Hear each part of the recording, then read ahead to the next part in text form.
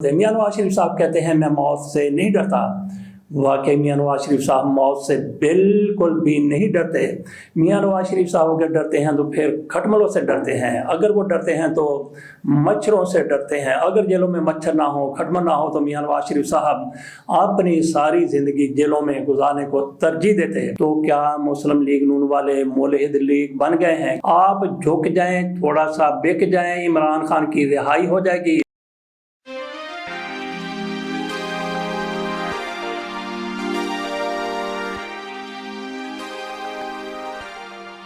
बिस्मिल्लाहिर्रहमानिर्रहीम। पिछले व्लॉग में हमने रजीम की बात की थी कि इनके 3 साल मुकम्मल हो चुके हैं। अगर इनकी तरफ से इमरान खान के मामला, जहां पे इमरान खान छोड़ के गए थे, पेट्रोल की क्या कीमत थी, डॉलर की क्या कीमत थी, बिजली की क्या कीमत थी, पाकिस्तान में अमन अमान की सूरत हाल क्या थी, अगर ये मामला वो सतह पर ले जाते हैं तो फिर थोड़ी सी इस तस्नीयात के साथ इनको कबूल किया जा सकता है। लेकिन अगर इन्होंने उसी तरह से हाथ रखा जिस तरह से महंगाई पाकिस्तान में नाकाबिले बर्दाश्त हद तक जा चुकी है, तो फिर इनके बारे में यही कहा जा सकता है, जाओ तो लबे मौला। तो आप बात कर लेते हैं मियां नवाज शरीफ साहब की। मियां नवाज शरीफ साहब क्रिप्टो करेंसी की तरफ जा रहे हैं, तो शायद किसी ने कह दिया कि करप्शन को जायज़ करने के लिए आप क्रिप्टो करेंसी की तरफ चले जाएं।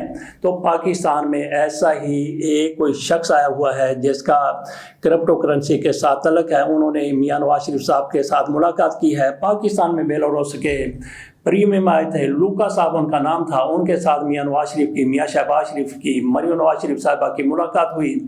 तो आसानी अपने असासों के लिए पैदा करने के लिए उनके साथ ये बड़े घुल मिल गए। मियां नवाज शरीफ साहब उनके साथ जफ्फियाँ डाल रहे थे। ऐसा लग रहा था शहबाज गिल के बकौल जैसे उनकी फूफी का पुत्र आ गया है इनको मिलने के लिए। इतनी ज़्यादा ये खुश थे, और आया भी किसी और मुल्क से फूफी का पुत्र है और इनके लिए बहुत ज़्यादा तोहफे लेके आए। जितनी ज़्यादा खुशी का इजहार ये उनसे मिल के कर रहे थे, तो इससे यही लग रहा था कि उनके लिए बहुत सूदमंद लूका साहब हो सकते हैं। बाद में पता चला कि ये काले धन को सफ़ेद करवाने के लिए लूका साहब के आगे पीछे हो रहे थे। उनको हो सकता है कि अपने घर में, अपने मुल्क में भी कोई ना पूछता हो, लेकिन यहाँ पे आके वो एक वज़ीर आज़म के तौर पर, बड़े वज़ीर आज़म के तौर पर प्रोटोकॉल लेते हैं, प्रोटोकॉल इंजॉय करते हैं। मरियम नवाज शरीफ साहिबा मुलाकात करती हैं, मियां नवाज शरीफ मुलाकात करते हैं।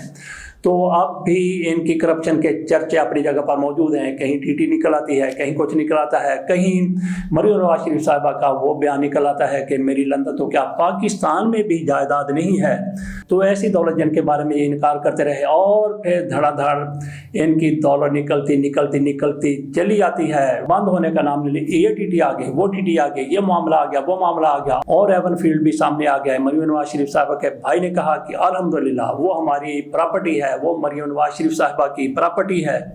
तो क्रिप्टो करेंसी की तरफ आ जाते हैं। मियां नवाज शरीफ साहब की तरफ से एक मेहमान के साथ मुलाकात की गई है। ये हैं बाइनांस के बानी, उनसे मुलाकात हुई है। मियां नवाज शरीफ साहब इस मौके पर कहते हैं कि तेजी से बदलती टेक्नोलॉजी को अपनाना होगा। तो मरियम नवाज शरीफ साहबा की तरफ से अपने अब्बे की आवाज़ पर कहा गया कि पंजाब इसके लिए नई टेक्नोलॉजी को अपनाने के लिए तैयार है। खबर में मजीद कहा गया है कि चांग पिंग के क्रिप्टो काउंसिल के स्ट्रेटेजिक एडवाइजर के तौर पर तकर्रुर का खैर मकदम करते हैं। डिजिटल इकानमी पर तबादला ख्याल किया गया। बाइनांस के बानी का नवाज शरीफ के विजन को खराज तहसीन। माशाल्लाह से वो भी हमारे रजीम की तरह, शहबाज शरीफ की तरह, जिस तरह से ये लोग तारीफों के पुल बांध देते हैं, उनकी तरफ से भी कहा गया कि क्या कहने मियां नवाज शरीफ का विजन। अल्लाह बेहतर जानता है कि मियां नवाज शरीफ साहब का विजन उनको कहाँ से कैसे नज़र आ जाता है। जब भी मियां नवाज शरीफ को थोड़ी सी तपश पहुँचती है, थोड़ा सा तत्ता उनके लिए होता है, तो फौरी तौर पर यूरोप भागते हैं, लंदन भागते हैं, और फिर सऊदी रसूल पैलेस में जाके कदम रंजा फरमाते हैं। पाकिस्तान में मुश्किल बर्दाश्त करने के लिए तैयार नहीं होते। मियां नवाज शरीफ साहब कहते हैं मैं मौत से नहीं डरता। वाकई मियां नवाज शरीफ साहब मौत से बिल्कुल भी नहीं डरते। मियां नवाज शरीफ साहब अगर डरते हैं तो फिर खटमलों से डरते हैं, अगर वो डरते हैं तो मच्छरों से डरते हैं। अगर जेलों में मच्छर ना हो, खटमल ना हो, तो मियां नवाज शरीफ साहब अपनी सारी ज़िंदगी जेलों में गुजारने को तरजीह देते हैं। लेकिन क्या करें, मच्छर जान को आ जाते हैं, मच्छर पकड़ लेते हैं। कराची लाडी जेल में रहे तो मियां नवाज शरीफ साहब के लिए ये सूरत हाल थी। मियां नवाज शरीफ साहब को अगर मौका मिलता था जेल के सहन में सोने کا تو مچھر میاں نواز شریف صاحب کی چادر کو پکڑتے، چاروں کونوں سے پکڑتے، 8 کونوں سے پکڑتے، اتنے زیادہ مچھر آ جاتے کہ میاں نواز شریف کو اٹھا کر اوپر لے جانا چاہتے لیکن نیچے سے کھٹمل پکڑ لیتے تھے، اس لیے میاں نواز شریف صاحب اپنی جگہ پر معلق رہتے مچھروں اور کھٹملوں کے درمیان۔ تو میاں نواز شریف صاحب موت سے نہیں ڈرتے، کسی سے نہیں ڈرتے، کسی ڈکٹیٹر سے نہیں ڈرتے، میاں صاحب ڈرتے ہیں تو صرف اور صرف مچھروں سے اور کھٹملوں سے ڈرتے ہیں۔ تو ان کے ویژن کو ان کے مہمان کی طرف سے سراہا گیا ہے، خراج تحسین پیش کیا گیا ہے۔ تو چانگ پنگ صاحب بڑے خوش ہو کے ان سے ملے اور ملنے کے بعد وہ جانے کہاں غائب ہو گئے۔ بہرحال میاں صاحب کے ذہن میں شاید یہ ہے کہ کرپٹو کرنسی کی ہم بات کریں گے تو کرپشن کا کمایا ہوا پیسہ کرپٹو کرنسی کے ذریعے حلال ہو جائے گا، جائز ہو جائے گا۔ تو باقی کرپٹو کرنسی یا جو بھی یہ ڈیجیٹل کرنسی ہے اس کے حوالے سے ابھی تک علماء کرام کی طرف سے اس کے جائز ہونے کا فتویٰ نہیں دیا گیا۔ تو کیا مسلم لیگ نون والے ملحد لیگ بن گئے ہیں؟ کیونکہ ابھی فتویٰ نہیں آیا اور انہوں نے کاروبار اپنا شروع کرنے کا فیصلہ کر لیا ہے، جیسا کہ مریم نواز شریف صاحبہ کی طرف سے کہا گیا کہ ہم تیار ہیں۔ لیکن اس سے بھی بڑی بات یہ ہے کہ پاکستان کی شریعت کونسل نے سود کے خاتمے کا اعلان کیا تھا۔ میاں نواز شریف صاحب کی طرف سے یہ معاملہ سپریم کورٹ میں لے جایا گیا اور سال ہا سال سے کئی دہائیوں سے، یہ 90 کی دہائی کی بات ہے، میاں نواز شریف صاحب کی طرف سے معاملہ سٹے کے لیے سپریم کورٹ لے جائے گا اور وہاں سے ابھی تک سٹے موجود ہے۔